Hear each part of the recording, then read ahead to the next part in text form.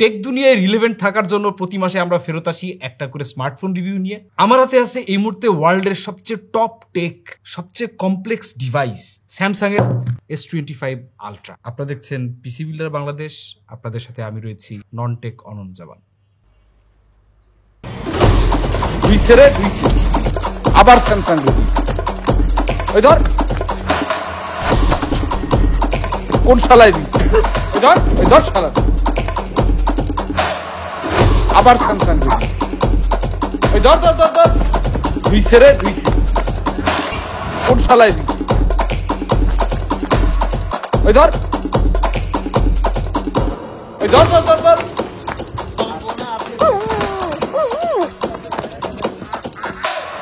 ধর শালা ধর ধর ধর ওই ধর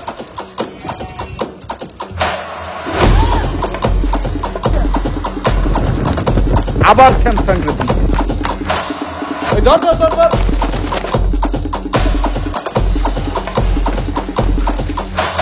কোন শালায় দিছে,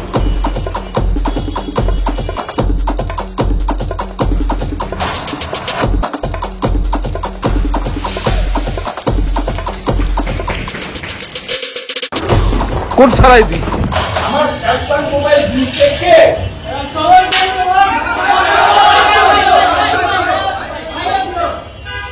ভাই আমি সেফ সাইডে থেকে একটু বলছি যা বলার।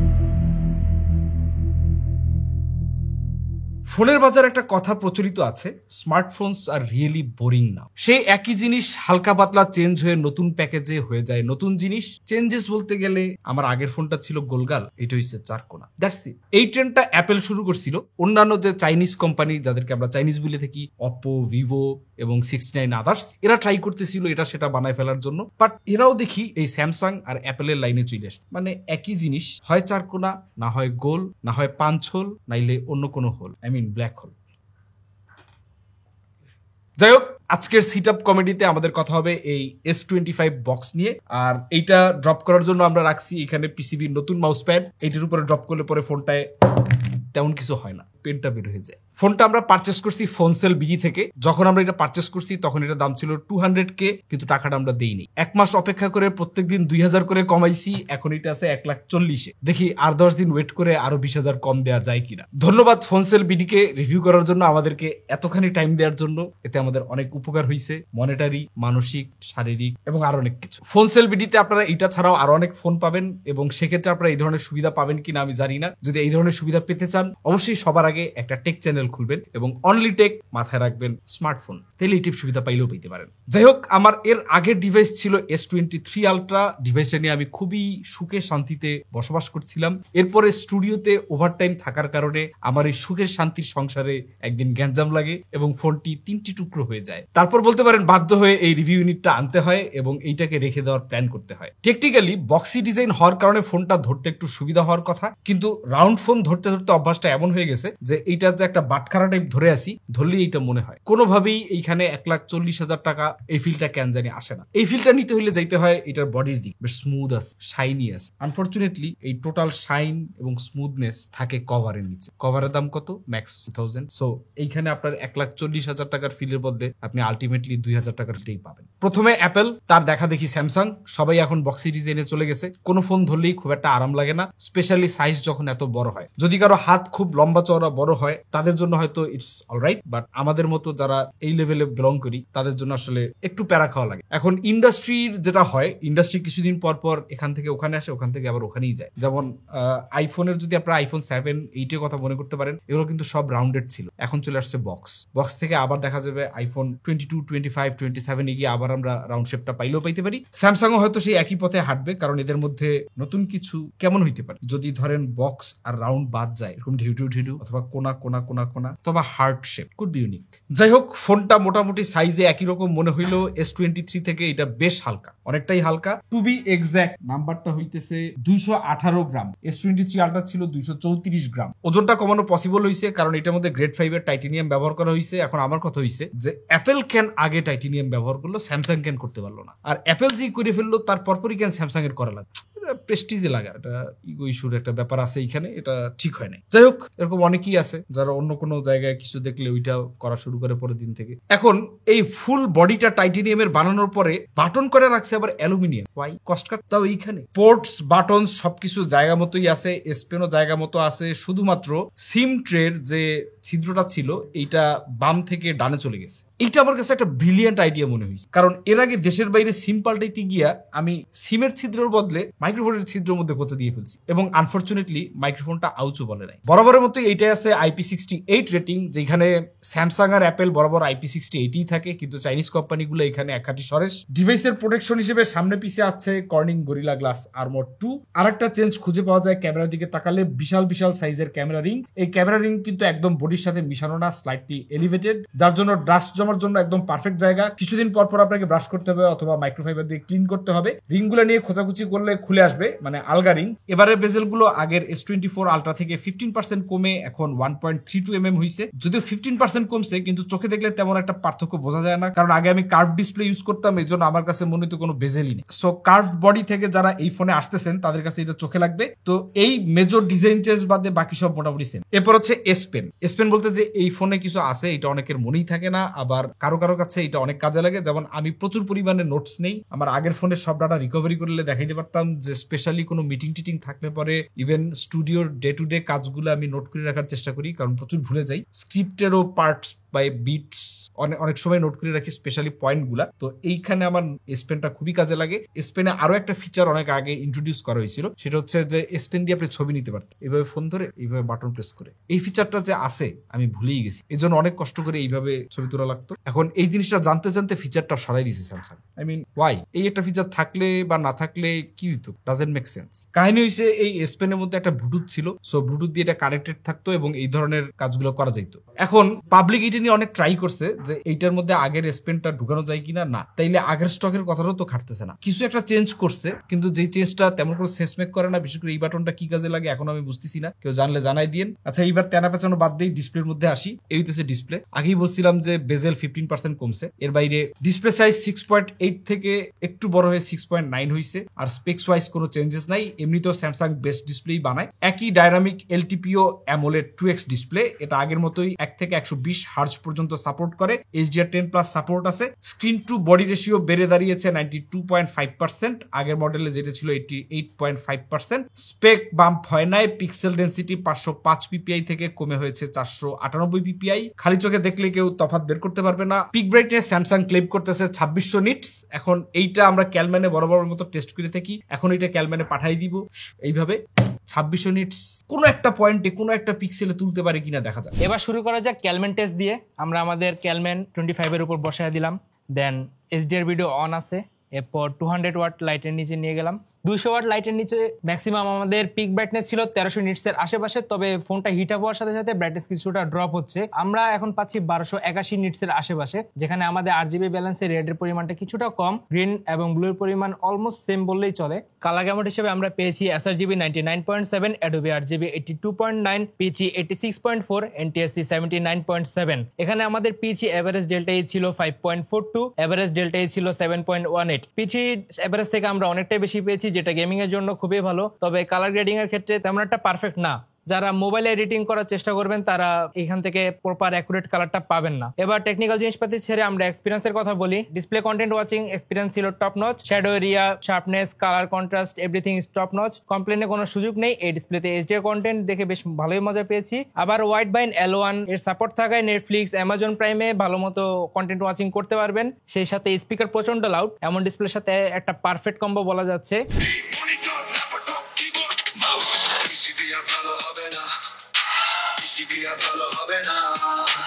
ইনডোর আউটডোর সিনারিওতে এই ডিসপ্লে খুবই পারফেক্ট। আপনি কড়া রোদের নিচেও যেমন হাই ব্রাইটনেসে সুন্দর মতো চালাতে পারবেন, তেমনি অন্ধকারেও ডিম মোডে ভালো মতো ইউজ করতে পারবেন। আর এবার স্যামসাং এর ডিসপ্লে প্রোটেকশন পাশাপাশি স্ক্রিনের অ্যান্টি রিফ্লেকশনের কিছু ইউজ রয়েছে। ডিরেক্ট আলো নিচে থাকলেও রিফ্লেকশন অনেকটাই কমে যায়। এবার এই ডিসপ্লেতে যে কোটিং দেওয়া আছে সেটা বাই ডিফল্ট প্রাইভেসি গার্ডের কাজ করে। সোজা ভাষায় Samsung did a really good job here. আপনি যে কাজে ব্যবহার করেন না কেন, এই display is hard to beat in any scenario.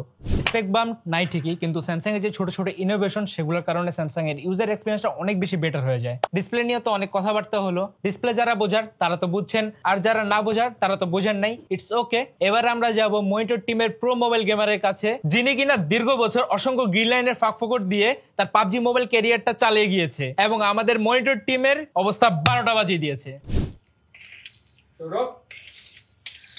জি ভাই, ও সরি ভাই, আবার গেম স্টুডিওতে গেম খেলে দেখে জামান ভাই বললো S25-এও গেম খেলে দেখো, অ্যান্ড আমি বললাম ঠিক আছে ভাই, খেলে দেখি। তো আজকের গেম টেস্টে আছি আমি, অ্যান্ড গেম খেলবো, দেখবো, অ্যান্ড পারফরমেন্সটা বলবো কেমন পারফরমেন্স দিচ্ছে S25 আলট্রা। গেম টেস্টে যাওয়ার আগে প্রসেসর নিয়ে কথা বলি, প্রসেসরটা কেমন, কি দিচ্ছে। স্যামসাং এবারও তাদের S25 আলট্রা স্ন্যাপড্রাগনের সাথেই লঞ্চ করেছে, কিন্তু প্রিভিয়াসলি আমরা বেস ভ্যারিয়েন্টগুলোতে এক্সিনোসের প্রসেসর দেখতে পারতাম, কিন্তু এবার একটু ব্যতিক্রম। এবার স্যামসাং এর S25 প্লাসেও আমরা স্ন্যাপড্রাগনের প্রসেসর দেখতে পেয়েছি। এবার পুরো S25 লাইন আপে Snapdragon 8 Elite for Galaxy use হয়েছে। এটি একটি 3 ন্যানোমিটারের octa core processor. Normally Snapdragon 8 Elite যে দুটি পারফরমেন্স কোর থাকে তার ক্লক স্পিড 4.32 গিগাহার্জ হয়ে থাকে, আর স্যামসাং এর জন্য বানানো এই চিপে ক্লক স্পিড 4.47 গিগাহার্জ, এটাই চেঞ্জ। বাকি 6টি কোর অন্যান্য স্ন্যাপড্রাগন 8 Elite এর মতোই, যার ক্লক স্পিড 3.53 গিগাহার্জ। বেপার কুলিং চেম্বারে 40% লার্জার থাকছে প্রিভিয়াস জেনারেশন গুলো থেকে। স্যামসাং এই ফোনটাকে একটা বিস্ট বানানোর চেষ্টা করেছে, এজন্য প্রসেসরও দিয়েছে হাই এন্ড মার্কেটে যে প্রসেসর অ্যাভেলেবেল রয়েছে ওই প্রসেসর দেখলেই বলা যায় এটা স্মুথ গেমিং এক্সপিরিয়েন্স দিতে পারবে, এন্ড নর্মাল ইউজেস তো এই প্রসেসর ফাটায় ফেলতে পারবে, এটা বলাই যায় জাস্ট নাম দেখে। এন্ড গেমিং এন্ড কিছু বেঞ্চমার্কে কেমন করে এটা আমরা টেস্টিং এর পরেই বলতে পারবো, আগে বইলা লাভ নেই, পরে গালি দিবেন। এজন্য আমরা এই ফোনটাতে কিছু সিনথেটিক বেঞ্চমার্ক করেছি। Geekbench 6 এ সিঙ্গেল করে টেস্ট রেজাল্ট হিসেবে পেয়েছি 2696, আর মাল্টি করে 8667, আর জিপিইউ সেকশনে পেয়েছি 16759। আমাদের হাতে আইফোন 16 প্রো ম্যাক্স নেই, তো কি হচ্ছে আমরা নেট গেটে কিছু রেজাল্ট বের করেছি, ওটার সাথেই কম্পেয়ার করবো। আইফোনে সিঙ্গেল করে 3429, মাল্টি করে 8493, আর জিপিইউ সেকশনে 32718। দেখা যাচ্ছে S25 আলট্রাতে মাল্টি করে এগিয়ে আছে অ্যাপেল থেকে, কিন্তু অন্য পারফরমেন্সে আপনারা রেজাল্ট হিসেবে বুঝতেই পারছেন কেমন হয়েছে। বেঞ্চমার্ক শেষ, এবার গেমিং এর পালা। এবার গেমিং এ বেঞ্চমার্ক হয়ে যাক। প্রথমে গেম টেস্টই করছি পাবজি মোবাইলে, দেন আমরা অন্য গেমগুলো দেখবো কেমন পারফরমেন্স পায়, এবং ফার্স্টে পাবজিটা দেখি। 120 FPS এ আমরা লো গ্রাফিক্স সেটিংসে ভালো স্মুথ গেম প্লে দেখতে পাচ্ছি, এ পর্যন্ত কোনো ল্যাগ আমাদের চোখে পড়ে নেই। এবার আমরা গ্রাফিক্সটা একটু বাড়াই দেখি কেমন পাচ্ছি আমরা HDR এ এক্সট্রিম পর্যন্ত পাচ্ছি, যা 60 FPS। গ্রাফিক্স গুলো দেখতে খুবই সুন্দর লাগছে। 60 FPS ও খারাপ আছে না, বাট 60 FPS এর থেকে একটু কম লাগতেছে। একটু মুভমেন্ট গুলো অনেক ফাস্ট লাগতেছে, যেখানে 60 FPS এর মুভমেন্ট আর একটু স্লো হয়। HDR এ আমরা 60 FPS পর্যন্ত পাচ্ছি, যা হচ্ছে এক্সট্রিম গেমের বাসায়। ওকে, এবার দেখি HDR এ কেমন গেম প্লে পাওয়া যায়। মুভমেন্ট একটু ফাস্ট লাগতেছে 60 FPS থেকে, বাট এখন পর্যন্ত কোনো ল্যাগ দেখতে পাইনি। এরপর আমরা স্মুথে আলট্রা এক্সট্রিম পর্যন্ত পাচ্ছি, যা হচ্ছে 120 FPS। ভালোই স্মুথ গেম প্লে পাওয়া যাচ্ছে 120 FPS এ, মুভমেন্ট গুলো ভালোই হচ্ছে। আমরা হাফ আওয়ারের মতো TDM এ গেম প্লে করলাম। গেম প্লে করার পরে ফোনটাই ভালো হিট হয়েছে, কারণ আমরা কভার ইউজ করতেছিলাম, কভারের কারণে হিট হচ্ছে, তার কারণে হয়তো একটু পারফরমেন্স কমও পেতে পারে। কভারটা খুলে রেখে দিই, তো ফোনের ক্যামেরার বাম্পের নিচে এদিকে ভালো হিট হয়েছে, হাতও ভালো ঘাম হয়ে গেছে। জাম্প করতে করতে আমার নিজের ফোন যে OnePlus এর একটা গ্রিন লাইনের ফোনে খেলতাম, এখন গ্রিন লাইন নাই, তাও খেলি 60 FPS এর একটি ফোনে। ওর সাথে যদি কম্পেয়ার করি এই 120 FPS আমার কাছে অনেক স্মুথ লাগতেছে, বেটার। আমরা গেনশিন ইম্প্যাক্ট এবার খেলে দেখবো কেমন FPS ওর কেমন পারফরমেন্স পাই।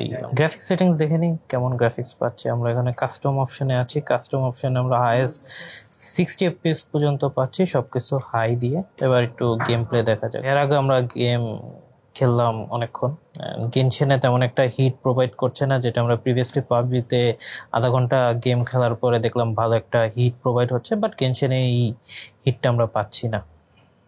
চলেন অন্য সেটিংসগুলো চেক করা যাক। এবার আমরা হাই ডিফল্ট যে সেটিংস আছে ওটা ট্রাই করি। গ্রাফিক্স একটু চেঞ্জ দেখা যাচ্ছে হাইতে। এখানে আমরা একটু পিক্সেলেটেড দেখতে পাচ্ছি 30 FPS অ্যান্ড হাই অপশনটায়। 30 FPS আপনি একটা বেসিক গেম প্লে পাবেন, ফোনটা কম হিট হবে 30 FPS এ, বাট এই ল্যাগ দেখতে পারবেন অ্যান্ড ভিজুয়ালসগুলো তেমন একটা ভাল লাগছে না, যেটা আমরা প্রিভিয়াসলি কাস্টম অপশনে সব কিছু হাই গ্রাফিক্স দিয়ে পাচ্ছিলাম, ওই ভালো ভিজুয়াল পাওয়া যাচ্ছে না এখন আর আমরা এখানে FPS মিটার দেখাচ্ছি না, কারণ অ্যান্ড্রয়েড 15-এ FPS মিটারের সাপোর্ট নাই ডিফল্ট অবস্থায়, অ্যান্ড আমরা থার্ড পার্টি অ্যাপের উপরে বিশ্বাস রাখতে চাচ্ছি না। মাঝে মাঝে হয় কোম্পানিগুলো টাকা দিয়ে এক্সট্রা FPS দেখায় থার্ড পার্টি সফটওয়্যারগুলোতে, এর কারণে আমরা র গেম প্লে দেখাচ্ছি কোনো FPS মিটার ছাড়া। ওকে, আমরা লাস্ট 1 ঘন্টার মতো গেনশিন ইম্প্যাক্ট খেললাম। ফোনটা তেমন একটা হিট জেনারেট করে না, আমরা তেমন একটা ল্যাগ দেখতে পাইনি। প্রিভিয়াসলি অন্য গেমগুলোতে হিট করছিল, বাট গেনশিনে তেমন একটা প্রবলেম করে নাই, তো ভালোই হিট জেনারেট। যারা গেনশিন পছন্দ করেন খেলার জন্য তাদের জন্য এটা একটা ভালো অপশন হতে পারে এই ফোনটি। ফোনের কিছু কনস বলতে গেলে গেমিং এর ক্ষেত্রে এই সাইডসগুলা, যখন 4 ফিঙ্গারে এভাবে গেমিং করতে যাবেন, 4 ফিঙ্গার যারা খেলেন তারা বুঝবেন, হাতে এজগুলা ভালোই আনকমফোর্টেবল লাগে অ্যান্ড ক্যামেরা বাম্পের উপরেও হাত চলে যায় ক্যামেরার উপরে সারফেসে। এরপরে ফোনটা ভালো হিট হয়, হিটিং এর কারণে হাত ঘামে যায়, যেটা গেমিং এর জন্য একটু পেনফুল হয়। আপনি যদি প্রফেশনাল গেমিং করতে যান স্যামসাং দিয়ে করতে পারবেন, প্রফেশনাল লেভেলের গেমিং। হিটিং হবে, কুলার লাগাতে হবে, এসি রুমে খেলতে হবে, ওইসব করে আপনি পারফরমেন্সটা বের করে আনতে পারবেন। আইফোনকেও টেক্কা দিতে পারবে এই ফোনটা। আজকের মতো গেমিং সেকশন এখানেই শেষ, নেক্সট সেকশনে যাওয়া যাক।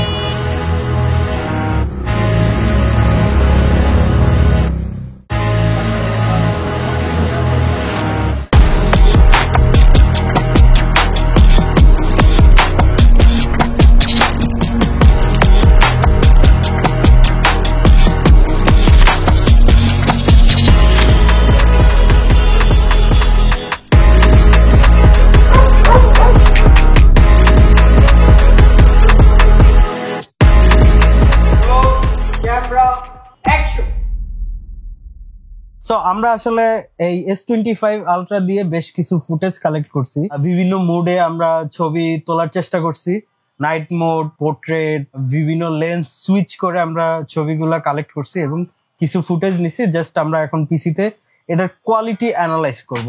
চলেন কোয়ালিটি দেখা যাক। ওকে, আমরা এখন আসলে বাকি স্যাম্পল গুলা নিয়ে আলোচনা করব। প্রথমে এটার ইমেজ কোয়ালিটি নিয়ে আমরা একটু আলোচনা করি। সো প্রথমেই আমরা এটার মেইন যে লেন্সটা আছে 200 মেগাপিক্সেলের একটা লেন্স। স্যামসাং S25 আলট্রায় মেইন সেন্সর হিসেবে ব্যবহার করা হয়েছে স্যামসাং আইসোসেল HP2 সেন্সরটা। তো আমরা প্রথমে একটা মেট্রো রেলের সিঁড়ি দেখতে পাচ্ছি। সিঁড়ির কালার ন্যাচারালিটি আছে, আমরা এটাকে অনেক জুম করছি, 2x জুম। অনেক ওকে 2x এ যখন আমরা আসতেছি তখন একটু ডিটেল লস হইতেছে, এরপরে 3x এ গেলে আরেকটু ডিটেল কম বোঝা যাচ্ছে। কিছুটা লো লাইট এনভায়রনমেন্ট, আবার কিছুটা লাইট আছেও, বাট প্রপার ডিটেলসটা আসলে আর্টিফিশিয়াল ডিটেলস মনে হচ্ছে। কিছু কিছু জায়গায় আমরা যদি দেখতে থাকি, কিছু কিছু জায়গায় এই যে পিক্সেল গুলো বোঝা যাচ্ছে। আমরা 3 to 5x এ আসলেই এটার ডিটেল গুলা মাইর খাইতেছে। এখানে একটা পেঁয়াজুর দোকান, সিঙ্গারা টিঙ্গারা দেখা যাচ্ছে। তো ব্যাপারটা হচ্ছে কালার অনেক বুস্ট বুস্টেড, কালার নিয়ে কোনো তেমন কোনো অবজেকশন নাই। যখন শার্পনেস এর ব্যাপারটা আসতেছে তখন একটু আর্টিফিশিয়াল লাগতেছে। এটা হয়তোবা স্যামসাং ক্যাপচার করার পরে প্রসেস করে এরকম একটা ইমেজ ক্রিয়েট করে। তো এই ছিল একটু কালারফুল, এটা একটু গোল্ডেন আওয়ারের দিকে তোলা। তো লাইটেড এরিয়া গুলাতে যেমন ধরেন এইখানে আকাশ এবং এই যে গোল্ডেন সানলাইট, এই দিকটা মোটামুটি ভালো। বাট যেই দিকে অন্ধকার চলে আসছে, যেমন এই যে গাছের কর্নার, ওইখানের কোয়ালিটি অনেক ড্রপ করছে, মানে ভিজিএ ক্যামেরা টাইপের একটা আউটপুট দেখতেছি। বাট যখন এটা জুম সারা থাকতেছে তখন এটা মোটামুটি রেডি টু আপলোড টাইপের ছবি, আপনি জাস্ট তুলবেন সোশ্যাল মিডিয়া আপলোড দেবেন, এরকম টাইপের একটা ছবি। আমরা এখন মেইন লেন্সের রাতের একটা ছবি দেখি। এমনিতে আসলে দেখতে ছবিটা ভালোই লাগতেছে, বিভিন্ন জায়গায় কালার গুলা বেশ ভালোই বোঝা যাচ্ছে, কালার পপ করতেছে বিভিন্ন জায়গায়। আর নিয়ন লাইটটা মোটামুটি ভালোই ক্লিয়ার আছে, এবং যেই টাইপের কালার আমরা আসলে দেখতেছিলাম ওইখানে ওই সেম টাইপের কালার পাচ্ছি, বাট কোয়ালিটি অনেক ড্রপ করতেছে। এটা হচ্ছে মেইন লেন্সে নাইট মোড ছাড়া রাতের ছবি। ওকে, এখানে আমরা রাতের আরেকটা ছবি ওপেন করছি। এইখানেও আমার মনে হয় না খুব একটা রাতের তোলার জন্য খুব ভালো ফোন ক্যামেরা বলবো আমি, তবে চলনসই চলতে পারবেন, কিন্তু এত টাকার ফোন দিয়ে যদি আপনি একটা চলনসই ছবি পান আমার মনে হয় না সেন্স মেক করে। এটা হচ্ছে ঠিক গোল্ডেন আওয়ারের পরে, লাইক সন্ধ্যার দিকে ছবি তোলা। এটা মোটামুটি ভালোই ডিটেল পাচ্ছি, এটা আসলে সব মিলে চালানোর মতো একটা ছবি। এরপরে আমরা এটার আলট্রা ওয়াইড লেন্সের একটু ডিটেল দেখার চেষ্টা করব। এখানে মোটামুটি একটু ওয়াইড ভাইব পাচ্ছি, যদিও খালের ময়লা দেখা যাচ্ছে ভালোই। এখন দেওয়ার প্রয়োজন দেখেই আলট্রা ওয়াইড গুলা দিচ্ছে। আলট্রা ওয়াইডে খুব বেশি যে ফোকাসড আছে আলট্রা ওয়াইড ক্যামেরাতে এমন বলা যাচ্ছে না। আমরা যখন X200 টা ইউজ করছি তখন আসলে ওইটা কিন্তু একদমই ক্যামেরা সেন্ট্রিক একটা ফোন, বাট ওইটা তো আলট্রা ওয়াইডে না, আসলে ওই শার্পনেস ওই টাইপের কিছুই পাইনি। তার মানে হচ্ছে আসলে ফোন কোম্পানি গুলো আলট্রা ওয়াইড নিয়ে খুব বেশি ফোকাসড না। স্যামসাং S25 আলট্রাতেও আলট্রা ওয়াইড সেন্সর একটু আপডেট আনা হয়েছে, এটা 50 মেগাপিক্সেল করা হয়েছে, বাট 50 মেগাপিক্সেল বুঝতেছি না যে কোথায় ইমপ্রুভ হয়েছে। আমার কাছে একটু যদি আমরা জুমে যাই তখনই আমরা পিক্সেল গুলো ড্রপ করতে থাকে, পিক্সেল গুলো ফেটে ফেটে যায়। এরপরে আমরা স্যামসাং S25 আলট্রার নাইট মোডের কিছু ছবি দেখবো। দেখা যাক, এখানে হয়তোবা আমাকে স্যামসাং S25 আলট্রা আমাকে নিরাশ করবে না। এই সেম ছবির একটা নাইট মোড ছাড়া ছবি দেখছিলাম, তো ওইখানেও কম ডিটেল ছিল, এখানেও খুব বেশি ডিটেল দেখতে পাচ্ছি না। তো আসলে ইমপ্রুভটা যে কোথায় করছে ঠিক বুঝতেছি না। আমরা যখন অনেক জুমে যাই তখনই পিক্সেল গুলা ড্রপ করতে থাকে এবং কোয়ালিটিও ড্রপ করে। এটা নিয়ে আসলে আরো ডিটেল কাজ করার সুযোগ আছে। ওকে, এবার আমরা দেখবো যে আসলে স্যামসাং S25 আলট্রা ম্যাক্রোতে কি ধরনের পারফরমেন্স করতেছে। ওকে, এইখানে আমরা একটা ম্যাক্রো ছবি ওপেন করছি। এখানটা আমরা জাস্ট একটু কোয়ালিটিটা একটু বোঝার চেষ্টা করি। সো 1x পর্যন্ত ঠিক আছে, 2x 3x এ গেলেই এটার আসলে পোল খুলতে থাকে। এটার আসলে যে পিক্সেল গুলা আর্টিফিশিয়াল পিক্সেল, শার্পনেস তো নাই। ম্যাক্রো টাইপের ছবি তোলার ট্রাই করতে পারেন, এছাড়া আর বেশি কিছু বলার নেই এটা নিয়ে। ওকে, এটা একটু দেখার চেষ্টা করি। এটা দেখতে অনেক সুন্দর লাগতেছে। হ্যাঁ, ম্যাক্রো ছবি তোলা যাবে না এমন না, ম্যাক্রো একটু বেশি লাইট সিচুয়েশনে তুললে একটু বেশি ডিটেল পাবেন। যেমন এটা প্রপার ডে লাইটে তোলা একটা ছবি এবং কালারফুল বেশ।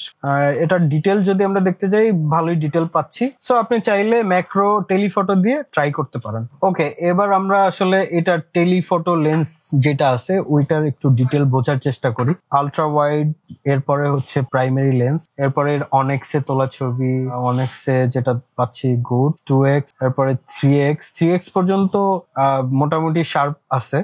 এটা হচ্ছে 5x, যেটা এখানে একটা কাক বসা ছিল কিন্তু দেখে মনে হচ্ছে এটা একটা পলিথিন। 3x 5x পর্যন্ত আপনি ছবি তুলতে পারবেন, এরপরে আসলে সাবজেক্টের আসলে কোনো ডিটেল পাবেন না। সো এই ছিল জুম লেন্সের কোয়ালিটি। এরপরে আমরা আসলে পোর্ট্রেটে চলে যাব। আমরা এখন আসলে পোর্ট্রেট ছবি নিয়ে একটু অ্যানালাইজ করার চেষ্টা করব। প্রথমেই আমরা স্ট্রিট র্যান্ডম পোর্ট্রেট ছবি তোলার ট্রাই করছি, এবং আমাদের সাবজেক্ট যিনি ছিলেন সে প্রচুর নড়াচড়া করতেছিল এবং ডে লাইটে, তাও আমরা মোটামুটি শার্প একটা ছবি পাইছি। এজ গুলাও বেশ ভালো ডিটেল ভাবে ক্যাপচার করছে এবং ব্লারি পোর্শন গুলা আর সাবজেক্ট পোর্শনে খুব একটা ওভাররাইট হয় নাই। আর একটা পোর্ট্রেট দেখার চেষ্টা করি আমাদের। ওকে, আমরা স্ট্রিট আরো একটা পোর্ট্রেট ছবি তুলছি এবং এই সাবজেক্টও বেস্ট মুভমেন্ট মুভমেন্ট অবস্থায় ছিল, তাও বেশ ভালো একটা পোর্ট্রেট ছবি পাইছি। এজ গুলো ভালোই ডিটেক্ট করতে পারছে। সো আমার মনে হয় যে পোর্ট্রেট নিয়ে স্যামসাং S25 আলট্রা ভালোই কাজ করছে। নেক্সট এখন আমরা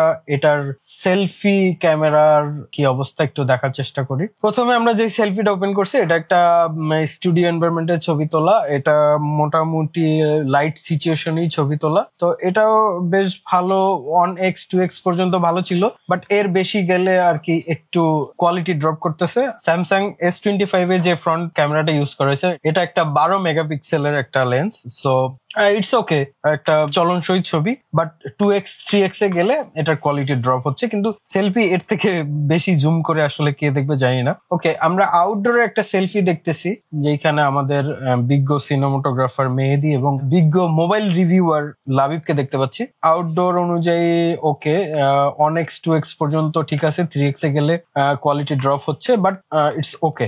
এরপরে আমরা ফ্রন্ট ক্যামেরার পোর্ট্রেট মুডটা একটু দেখার চেষ্টা করি। ফ্রন্ট ক্যামেরায় পোর্ট্রেট মুডটা একটু নড়বড়ে, এজ গুলা খুব ভালোভাবে ডিটেক্ট করতেছে বলে আমার মনে হচ্ছে না, এবং কোয়ালিটিও বেশ ড্রপ করতেছে। তবে 12 মেগাপিক্সেল অনুযায়ী ওকেইশ। তো এতক্ষণ তো আপনারা দেখলেন এই ফোনের ছবির কোয়ালিটি কেমন হয়। এখন আমার সবচেয়ে ফেভারিট পার্ট যেটা হচ্ছে এটার ভিডিও কোয়ালিটি। সো এটা ম্যাক্স 8K 30 FPS পর্যন্ত পুশ করা যায়। আমরা ম্যাক্সিমাম ফুটেজ গুলা 4K 60 FPS এ নেওয়ার চেষ্টা করছি এবং এর ভিডিও কোয়ালিটি নিয়ে একটু ডিটেল আলোচনা করার চেষ্টা করব। সো আমরা আউটডোরে বিভিন্ন ফুটেজ নেওয়ার চেষ্টা করছি।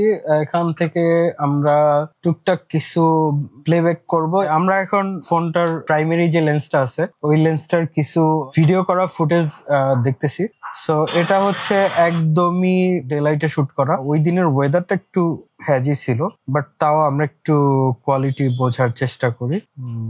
বেশ স্মুথ, কালারও মোটামুটি ন্যাচারাল, খুব বেশি পুশ করে নাই কোথাও, বাট কোয়ালিটি একটু আমার কাছে ড্রপ মনে হচ্ছে, অতটা শার্প না। আমরা যদি কোয়ালিটি বোঝার জন্য একটু এটাকে 4K 60 FPS এ করা, আমরা যদি একটু জুম করে দেখতে চাই তখন মোটামুটি 3x পর্যন্ত চলনসই ফুটেজ আছে। স্টেবিলিটি মোটামুটি ভালোই আছে। আমরা জাস্ট ফলো করতেছিলাম র্যান্ডম। আসলে এইভাবে ফুটেজ দেখে বলা যায় না, তো আসলে ফুটেজ দেখে বলা একটু টাফ, বাট দেখতে প্রবলেম হচ্ছে না, মোটামুটি ডিটেল ভালোই আছে এবং কালার গুলো মোটামুটি ন্যাচারাল, যদিও এটা অটো মুডে তোলা। এরপর আমরা একটু প্রো মুডে গিয়ে কিছু ফুটেজ কালেক্ট করছি, ওইগুলো আমরা লগে শুট করছি যাতে প্রিমিয়ার প্রোতে গিয়ে এটার রিয়েল টাইমে একটু কালার করে দেখবো যে এটার কোয়ালিটি কেমন আছে। আমরা জাস্ট এটাতে একটা অ্যাডজাস্টমেন্ট লেয়ার অ্যাড করব, লেয়ার অ্যাড করে জাস্ট কিছু সিম্পল কালার টুইকিং করে এটার আউটপুট বোঝার চেষ্টা করব। তো আমরা জাস্ট বেসিক কিছু টুইকিং করতেছি, একটু কন্ট্রাস্ট বাড়াইতেছি, একটু হাইলাইট বাড়াইতেছি, একটু শ্যাডো ডাউন করতেছি, একটু হোয়াইট লেভেল কমাইতেছি, একটু ব্ল্যাক লেভেল বাড়াইতেছি, আবার ক্রিয়েটিভে গিয়ে আমরা জাস্ট একটু স্যাচুরেশন বাড়াইলাম, সো একটু ভাইব্রেন্ট করলাম।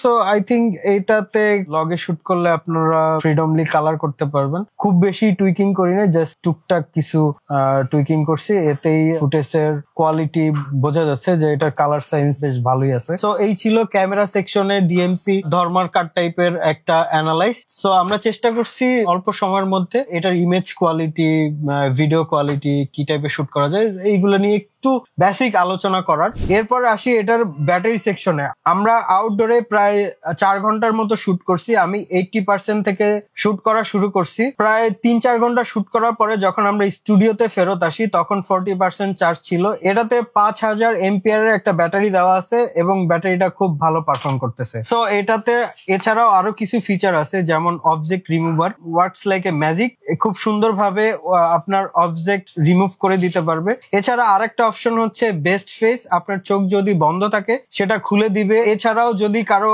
মুখে হাসি আনা দরকার সেটা আপনি করতে পারবেন। এছাড়াও ভিডিওতে আছে অডিও ইরেজার, যেটাতে আপনার এমভিএনস ভয়েস রিমুভ করে দিতে পারবে। উইন সাউন্ড রিমুভ করতে পারবে, নয়েজ কমিয়ে আপনার ভয়েসকে এনহ্যান্স করে দিতে পারবে। ওকে, বিভিন্ন সেকশন ঘুরে আবার আমার হাতে ফোন ফেরত চলে আসছে। এইটার মধ্যে নাকি এআই আছে। এখন এই এআই তে যে কি হইছে, সব কিছুর মধ্যে এআই, ল্যাপটপে এআই, মাদারবোর্ডে এআই, পাওয়ার সাপ্লাইয়ের মধ্যেও এআই। এখন মোবাইলে এআইটা অনেক বেশি ইনটুইটিভ এবং ইউজফুল হওয়ার কথা, কিন্তু সমস্যা হইতেছে আমি এআই জেনারেশনের আগে পড়ে গেছি। এআই এর মধ্যে যতগুলো ফিচার আছে সবকিছু আমার ব্যাখ্যা করা হয়েছিল ডে 1-এ, কিন্তু 1.5 মাসে আমি আর কিছু ইউজ করিনি। Hey Gemini, is PC Builder Bangladesh sponsored by AMD? Sponsorship versus product availability. The availability of AMD products through distributors doesn't necessarily mean PC Builder Bangladesh is exclusively sponsored by AMD. It's more likely they have access to AMD products through these distribution channels. In conclusion, AMD has a market presence in Bangladesh through distributors. PC Builder Bangladesh uses AMD products in their content, like they do with other brands, but it is difficult to determine if a formal sponsorship exists. ওই কিরে ভাই, যাক এই হইতেছে আমার AI experience. এখন পোলাপানের দিকে ছুড়ে দিই আরো একটু গভীর এআই নিয়ে আলোচনা হওয়ার জন্য। এবারের S25 আলট্রা সিরিজে হার্ডওয়্যারগত কোনো চেঞ্জেসই নাই বলতে গেলে। যা ট্যাগলাইন, যত কথা যা হয়েছে সবের সফটওয়্যার নিয়ে, অ্যান্ড স্পেসিফিক্যালি বললে এআই কে নিয়ে। স্যামসাং এআই নাকি আমাদের দৈনন্দিন জীবনকে অনেক ইজিয়ার করে দিবে, অনেক স্মুথ করে দিবে। জামান ভাইয়ের জীবনে নাকি এআই কোনো পরিবর্তনই আনতে পারে না। এখন এটা কি জামান ভাইয়ের সমস্যা নাকি এই ফোনের সমস্যা, এটাই আমি ফাইন্ড আউট করতে বসছি। এখন হচ্ছে এই এআর যে ফিচারগুলো দিচ্ছে স্যামসাং, এটা 2025 সাল মানে এই বছরের ডিসেম্বর পর্যন্তই ফ্রি থাকবে, এরপরে সেটা পেইড হয়ে যাবে। কত টাকা চার্জ করবে, কত কি করবে আমরা কিচ্ছু জানি না। এই এআই পার্টটা কিন্তু জেমিনি পার্ট। এখন যখন এই ফোনটা কেনা হয়, এই জেমিনি 6 মান্থের একটা পারচেজ পেয়ে যান। 2025 সালটা শেষ হবে, তখন এই এআই এর জিনিসগুলা, যে ফিচারগুলো তারা এত ব্র্যাক করতেছে, সেটা কিন্তু পেইড হয়ে যাবে। এখন কত টাকা স্যামসাং চার্জ করবে, এখন কম্পিটিশনে অ্যাপেলও শুনতেছি এআই নিয়ে আসবে, অন্যরাও এআই নিয়ে আসবে, তাদের তো কোনো হিসাবই নাই তারা কত টাকা চার্জ করবে। স্যামসাং আগে যেহেতু করে ফেলছে, কিন্তু তারা কোনো প্রাইস ট্যাগ দেয় নাই। হয়তো কম্পিটিশন দেখে তখন একটা ডিসাইড করবে যে আমরা এত টাকা প্রাইস দিব, তখন বোঝা যাবে যে আসলে এই স্যামসাংটা ওয়ার্থ ইট হবে কিনা on top of that paid subscription. But যাই হোক, যতদিন ফ্রি আছে ততদিন তো ইউজ করে যায়, তো পরেরটা পরে দেখা যাবে। যে ফিচার নিয়ে সবচেয়ে বেশি কথা হচ্ছে সেটা হলো এই গুগলের জেমিনি। পাওয়ার বাটন চাপলে এটা ট্রিগার হয়, ট্রিগার হলে জেমিনি এসে আপনার কাজ করে দেয়। আপনি এতে গান খুঁজতে বলেন বা সেলফি নিতে বলেন বা নেটের থেকে কিছু খুঁজে ক্যালেন্ডারে অ্যাড করতে বলেন, এই কাজগুলো একদম নিমিষে করতে পারবে। বাট হ্যাঁ, এই জিনিসটা পারফেক্ট না। 70 to 80% এটা মোটামুটি ঠিক মতো কাজ করে, বাকি টাইমে পুরাটাই মিস। এখন হিট অর মিস এটা হয়, বাট যতদূর করতেছে গুড এনাফ। তাই বলে বিক্সবি নাই এটা ভুল কথা, বিক্সবিও আছে। হেই বিক্সবি বললে চলে আসবে, but I prefer Google assistant. এরপরে আসে জেমিনি লাইভ। ধরেন কোন একটা ভিডিও চলতেছে, ভিডিওর কনটেক্সটটা জেমিনি লাইভটা বুঝবে ফার্স্টে, দেন হচ্ছে আপনার সাথে একটা 1-to-1 কনভারসেশন করতে পারবে। এটা একটা গুড ফিচার। আবার এআই সিলেক্ট নিয়েও দেখলাম বেশ কথা হচ্ছে। স্ক্রিনে কোনো একটা জিনিস সিলেক্ট করে সেটার উপর কোনো একটা টাস্ক করা, বা কোনো বড় আর্টিকেল পড়তেছেন সেটাকে সামারাইজ করা, বা কোনো একটা জিআইএফ বানানো, এই সকল কাজ এআই সিলেক্ট করতে পারে। অ্যান্ড স্যামসাংও তাদের প্রমোশনে এআই সিলেক্টটাকে খুব ভালোভাবে দেখাইছে, এটা মোটামুটি ভালো কাজ করে। অ্যান্ড জিআইএফ বানানোর যেটা, এটা খুব এনজয়েবল। আমরা অনেক মিম টিমও বানাইছে এগুলো দিয়ে। যারা মিমার আছেন তারা এই ফিচারটাকে খুব ভালো মতো ইউজ করতে পারবেন। অ্যান্ড আপনি যদি স্যামসাং ব্রাউজার ইউজ করে কোনো একটা আর্টিকেল ওপেন করেন, গ্যালাক্সি এআই ক্লিক করলে একটা রিড হাইলাইটস নামের অপশন পাবেন। এটা পুরো লেখার হাইলাইট যে অংশগুলা সেগুলাকে শো করবে, বাট এই যে সামারিটা আপনি পড়তেছেন সেটা ইংলিশে হওয়া দরকার। ইংলিশে না হলে এটা সামারাইজ করতে পারবে না, কারণ এটার লাইব্রেরিতে বাংলা ল্যাঙ্গুয়েজের সাপোর্ট নেই। নেক্সট আসে নাও ব্রিফ অ্যান্ড নাও বার। নাও ব্রিফের কাজ হলো আপনি এই উইজেট ক্লিক করলে তখন ওয়েদার, দিনের কি কি কাজ বা হাইলাইটেড কোনো নিউজ দেখতে পারবেন। এখন এখানে যেই নাও বারের যে জিনিসগুলো দেখায়, এটা আমার কাছে পার্সোনালি খুব একটা কাজের মনে হয় নাই, কারণ হচ্ছে এখানে যে নিউজগুলো দেয় বা তারা শো করে সেটা মোস্টলি ইন্টারন্যাশনাল বেসড নিউজ, আমাদের লোকাল কোনো নিউজ না। আমরা সবাই কিন্তু ফোনে ওয়েদারের জন্য আলাদা একটা উইজেট ইউজ করি, অ্যান্ড ওই উইজেটে আমরা সারাদিনের ওয়েদার কেমন কি হতে পারে সেটাই দেখে থাকি। এখন এই নাও ব্রিফের মধ্যে এটা এনে এটা আমার জন্য পার্সোনালি কাজের মনে হয় নাই। আচ্ছা, এই তো গেল নাও ব্রিফ। এরপর জানি কি, ও হ্যাঁ, ওয়ালপেপার জেনারেশন। বাট এই ওয়ালপেপার জেনারেশনে একটা ক্যাচ আছে। ক্যাচটা কি? আপনি মনে করেন যে একটা ওয়ালপেপার জেনারেশন করতে চাচ্ছেন, বাট আপনি মন মতো কোনো কিছু লিখতে পারবেন না। স্যামসাং আগে থেকে একটা লাইন সেট করে দিছে, ওর মধ্যে থেকে কিছু কিওয়ার্ড আপনি চেঞ্জ করতে পারবেন, অ্যান্ড সেই অনুযায়ী ওয়ালপেপার জেনারেট হবে। অ্যান্ড ওই ওয়ালপেপার অনুযায়ী আপনার পুরো ফোনের থিম সিলেক্টেড হয়ে যাবে, যেটা গুগলের ম্যাটেরিয়াল ইউ এর মতো কাজ করে। এখন অনেকে আছে ওয়ালপেপারে নিজেদের কোনো একটা ফেভারিট কোট বা নিজেদের কোনো একটা ছবি দিয়ে রাখে। এরকম লাইভ ওয়ালপেপার জেনারেট করা, যেখানে আমি স্ক্র্যাচ থেকে কোনো কিছু জেনারেট করতে পারতেছি না, জাস্ট প্রি সিলেক্টেড কোনো জিনিস চেঞ্জ করে নতুন ওয়ালপেপার বানাচ্ছি, এটা আমার কাছে খুব একটা কাজের মনে হয় নাই। কোন ইউজারের উপর ডিপেন্ড করে, পার্সোনালি আমার পছন্দ হয় না জিনিসটা। বাট তাই বলে এই না যে স্ক্র্যাচ থেকে কোনো কিছু বানাতে পারবেন না, পারবেন। সেটা হচ্ছে স্টিকারে যে আপনি আপনার মন মতো যা ইচ্ছা তাই লিখবেন এবং সেটাই স্টিকার হিসেবে চলে আসবে। এরপর স্যামসাং একটা কাজের জিনিস করছে, সেটা ওর সেটিংসে। মনে করেন সেটিংসে যে আপনি কোনো একটা জিনিস খুঁজতেছে, আমাদের না স্টেপ বাই স্টেপ মনে রাখতে হয় যে আচ্ছা এটার পরে এটাই যেতে হবে, এটার পরে এটাই যেতে হবে, নাইলে আমাদের খুঁজে পেতে খুব কষ্ট হয়। অথবা আমরা যখন সার্চ বারে খুঁজতে যাই আমাদের একদম স্পেসিফিকলি লিখতে হয়, নাইলে আসে না। এখন স্যামসাং এর ক্ষেত্রে NLP বা ন্যাচারাল ল্যাঙ্গুয়েজ প্রসেসিং ইউনিটটা বেশ উন্নত হয়েছে, অ্যান্ড এখানে আপনি জাস্ট হিউম্যান ল্যাঙ্গুয়েজে লিখবেন অ্যান্ড সেটিংসে সেটা আপনাকে বের করে দিবে। ফোনের বোঝার দায়িত্ব যে আপনি কি খুঁজতেছেন, আপনি আপনার মতো লিখে যান। স্যামসাং কলিং এ রেকর্ডার বা ট্রান্সক্রিপ্ট অ্যাড করা হয়েছে। কল রেকর্ডারটা কাজ করে সেটা খুব ভালো মতো, তবে ট্রান্সক্রিপ্টটা খুব একটা কাজের না। আমি ইংলিশেও কথা বলছি, বাংলাতেও কথা বলছি। ইংলিশে যেটা ট্রান্সক্রিপ্ট করে সেটা খুব একটা অ্যাকুরেট না, আর বাংলা তো ধরতেই পারে না। আরেকটা ফিচার আছে ইন্টারপ্রিটারের কাজ কি, ফরেন ল্যাঙ্গুয়েজে যখন কেউ কথা বলে তখন সেটাকে আমাদের লোকাল ল্যাঙ্গুয়েজে ট্রান্সলেট করা। এখন কথা হচ্ছে এইটার ল্যাঙ্গুয়েজ লাইব্রেরি খুবই লিমিটেড, স্পেসিফিক 10-12টা ভাষা আছে, ওর মধ্যে বাংলা নাই। যখন কেউ দেশের বাইরে যাবে তখন এটা তার কাজে লাগতে পারে, বাট যেহেতু বাংলা নাই আপনার ইংলিশ দিয়েই কাজ চালাতে হবে। এবার স্যামসাং ট্রাই করছে তাদের এই ইউআইটাকে আরো পার্সোনালাইজড করতে। আপনার ফোনে আসা যত ইমেল, ইভেন্ট, হাবিজাবি জিনিসগুলা সে বুঝবে এবং সেটা অনুযায়ী আপনাকে নোটিফাই করবে। এই ফোনটা আপনার সব ডাটাগুলাকে অ্যাক্সেস করবে এবং সেই অনুযায়ী আপনাকে নোটিফাই করবে যে আপনার কোন দিন কখন ইভেন্ট। এখন এটা কতটুকু সিকিউর এটা নিয়ে আমার সন্দেহ থাকতেছে, এন্ড স্যামসাং দেখলাম তাদের সিকিউরিটি সেকশন নিয়ে বেশ জোর দিচ্ছে। ইভেন সুপার কোয়ান্টাম কম্পিউটারের অ্যাটাকও কিভাবে সামলানো যায় সেটা নিয়ে তারা কাজ করছে।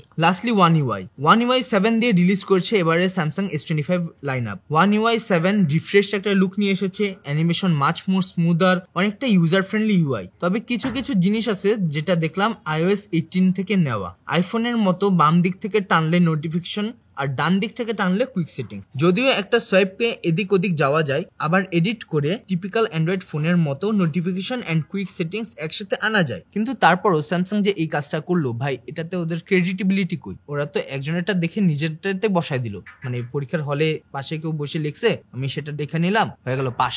আবার লক স্ক্রিন তো পুরাই copy, same style same design. হ্যাঁ, স্যামসাং এর কাস্টমাইজেশনের অপশন বেশি, বাট এটা যে iOS ইন্সপায়ার্ড সেটা দেখাই যায়। অ্যাপেল অ্যান্ড্রয়েডের ফিচার কপি করে আর অ্যান্ড্রয়েড iOS এর ফিচার কপি করে, মানে বাইরে তারা সবাই শত্রু, ভিতরে সবাই বন্ধু। এই ছিল এই ফোনের সফটওয়্যার নিয়ে যত কথাবার্তা, ভালোই কাজ করছে। এখন এই নন টেক ভিডিওটাকে আরেকটু টেকি বানাইতে আমরা জামান ভাইয়ের কাছে চলি। ওকে, একদম লাস্টে যেটা আমার অপিনিয়নটা আর কি দেওয়া দরকার। এখন অপিনিয়নের আগে আবার লিখে দিতে হয় কলম দিয়ে অনেস্ট অপিনিয়ন, নাইলে আবার অপিনিয়ন অনেকে বিশ্বাস করতে চায় না। এখন একটা সময় পর্যন্ত স্যামসাং এর ফোন ছিল অ্যান্ড্রয়েডের বেস্ট, কোনো সন্দেহ ছাড়া, কোনো মানে সব জায়গা দিয়ে অ্যান্ড্রয়েডের বেস্ট ফোন স্যামসাং, আর iOS তো অ্যাপেল। তো ওই দুইটার মধ্যে কম্পারিজন হইতো। কিন্তু এখন অ্যান্ড্রয়েড ফোনের মধ্যে অনেকগুলা ব্র্যান্ড চলে আসছে যারা অ্যাকচুয়ালি স্পেসিফিক ক্যাটাগরিতে বেটা ফোন বানাই। যেমন Vivo X200 Pro প্রবাবলি এই মুহূর্তে বেস্ট ফটোগ্রাফি ফোন যদি আপনি অ্যান্ড্রয়েড ফোনগুলোর কথা বলেন। যদি আপনি কথা বলেন যে সবচেয়ে বাজেট ফ্রেন্ডলি ফোন, সেক্ষেত্রে হয়তো সেখানে অপর আপনার ফোল্ড ফোন চলে আসবে। তারপরে আপনি যদি ডিউরেবল ফোনের কথা বলেন অ্যান্ড্রয়েডের মধ্যে, সেটাও হয়তো এর থেকে বেটার কিছু পাবেন। তাহলে স্যামসাং এখন কোন জায়গা থেকে তার জায়গাটা হোল্ড করে আছে? কোনো জায়গা থেকেই না। এখন স্যামসাং তাহলে কারা নেবে? আমার মতো হতভাগা যারা কট খায় আছে তারা। সামাজিক মর্যাদা, ক্যামেরা চলে ভালো, but not the best. UI যেটা আপনি অনেক বছর ইউজ করতে অভ্যস্ত, এখান থেকে একটা ডিফারেন্ট ইউআইতে গেলে আপনি কিছুদিনের জন্য বুঝতেই পারবেন না যে আপনার ফোনের কোথায় কি আছে। আর হচ্ছে ইকোসিস্টেম, স্যামসাং এর ঘড়ি আছে, বাডস আছে, এই সবকিছু খুব কুইকলি ইজিলি এর সাথে সিনক্রোনাইজড হয়ে যায়। এই সবকিছু মিলাই স্যামসাং থেকে বেরোইতে পারতেছি না। যদি পারতাম সোজা হেঁটে চলে যাইতাম। পার্সোনালি যদি আমি বলি, এই স্যামসাং এর এই ফোন নিয়ে আমি প্রচুর প্যারা খাই। ডাটা ট্রান্সফারের কথা যদি বলি, এটার মধ্যে যদি আমি এসএসডি কানেক্ট করি, অনেক সময় এটা ডিটেক্ট করে না, অনেক সময় পিসিতে লাগাই ডিটেক্ট করে না। এইখানে আমার জায়গায় যদি অন্য কেউ হইতো তাহলে ওই পিসিটা ভেঙে ফেলতো। কিন্তু আমি মাল্টিপল ডিভাইসে কানেক্ট করে দেখছি যে ডাটা ট্রান্সফারে অনেক ঝামেলা করে। পিসি টু ডিভাইস সবসময় আপনি চেঞ্জ করতে পারবেন না, চেঞ্জ হয় না। তারপরে যদিও এই ফোনের ব্যাটারি ব্যাকআপ যথেষ্ট ভালো, এটা নিয়ে ডিটেলস আলোচনা হয়েছে, কিন্তু এই যে স্যামসাং এর ঘড়ি, এইটা ভাই প্রতি 3 দিন পর চার্জে দেয়া খুব পেইন। এর থেকে সবচেয়ে সহজ হচ্ছে ঘুমানোর আগে চার্জে বসায় ঘুমিয়ে যাওয়া। বাট R3 Pro, যদি এর উপর একটা প্রোটেক্টিভ কেস লাগানো হয়েছে, এইটাও ভালো, সাউন্ড টোন সবকিছু ভালো। প্রশ্ন হইতেছে যে ভাই তুমি যদি ঠ্যাঙ্গা দিবেই, এত বছর ঠ্যাঙ্গা দেও নাই কেন? এখন ঠ্যাঙ্গা দিছে, কান থেকে একটু কম পড়ে, বাট পরে কেনার পর প্রথম দিন এটা বেসিনের মধ্যে পড়ছে, পুরিয়া মুখের বদলে একটা চুবানি খাইছে। এটার চার্জিং নট সো গুড। সবকিছু মিলে স্যামসাং থেকে বেরোইতে পারতেছি না, চেষ্টা করতেছি বেরোয় যাওয়ার। লাইফে আসলে এখন প্যারা এত বেশি হয়ে গেছে যে প্যারা যত কমানোর চেষ্টা করা যায় ততই করা যাচ্ছে। এটাও প্যারা পর্যায়ে চলে যেতেছে। প্যারাটা থেকে একবার বেরোয় যেতে পারলে প্রবাবলি স্যামসাং এমন কোনো এক্সক্লুসিভ কিছু এখন আর করতেছে না যাতে আমি স্যামসাং এ স্ট্রিক্ট থাকবো। ধন্যবাদ সবাইকে একটা জটিল টেক রিভিউ দেখার জন্য। দেখা হবে কোনো ন্যাস ভিডিও নিয়ে, নন টেক। আল্লাহ হাফেজ। This phone is actually boring.